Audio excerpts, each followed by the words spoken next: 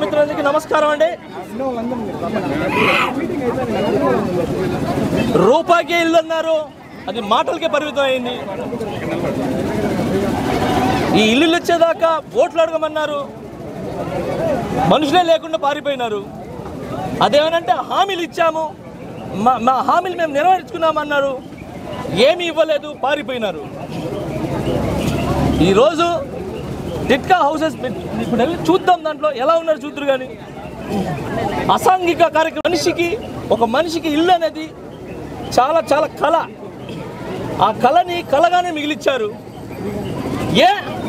ఆ ప్రభుత్వం ఇచ్చారని చెప్పి ఇల్లులు ఇస్తే ఆ ప్రభుత్వానికి పేరు పోతుందనా? ఇచ్చిన ఇల్లులు ఇవ్వాలయా బాబు?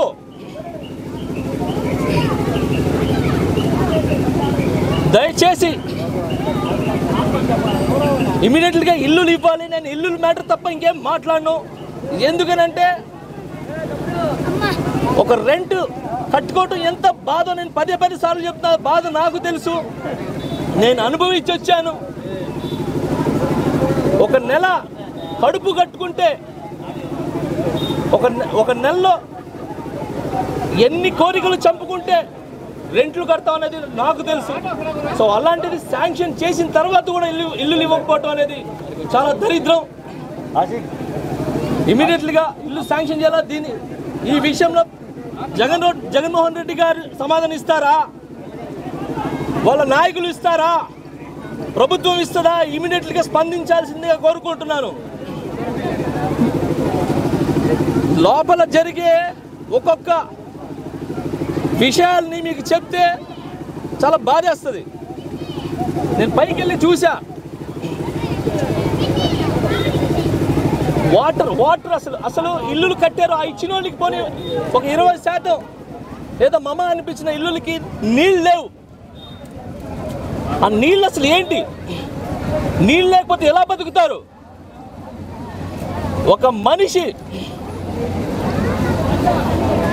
మైండ్ నుంచి ఆలోచిస్తే, మనసులో నుంచి ఆలోచిస్తే ఈ పనులు మీరు చేయరు.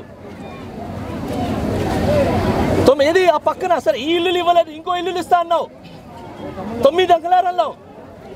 ఇంత 7 ఇచ్చారా? 6 అంకణాలు ఇచ్చారు. పోనీ అయ్యైనా బాగున్నాయా? అవి కూడా లేవు. వాటర్ వచ్చిందనుకో, వర్షాలు గట్టిగా పడితే వాటర్ ఫుల్ మునిగిపోతాయి ఇల్లులు. అలాంటిది ఎలా బతకాలనుకుంటున్నారు ప్రజలు? ఇమీడియట్లీగా మీరు ముందుకు రావాలి, శాంక్షన్ చేయాలి. అసహిస్తున్నారు, క్షమించండి, మాట్లాడకూడదు. ఒక 5 నిమిషాలు.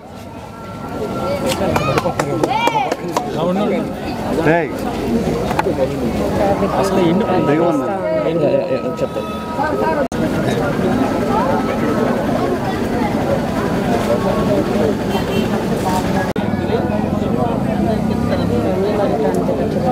ఎదురుగా శిలాఫలకం చంద్రబాబు నాయుడు కదా.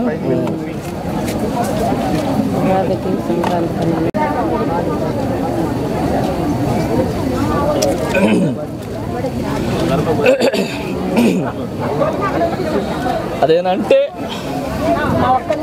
ఎవరైనా మాట్లాడితే ఇవ్వమని చెప్పి మా అనిల్ అని ఉంటాడు, వచ్చి ఉగాదికి ఇస్తాను, సంక్రాంతికి ఇస్తాను, బర్త్డే పార్టీలకి ఇస్తానని చెప్పి పత్తా లేకుండా పోయినాడు ఆ వ్యక్తి. ఆయన ఇంకా పవన్ కళ్యాణ్ గారి గురించి మాట్లాడుతున్నారు. నేను ఒక మాట చెప్తాను, ఈ రంగులు వేసుకున్నారు చూసారా? రంగులు రాష్ట్రంలో మొత్తం ఎంత 14 లక్షల ఇల్లు.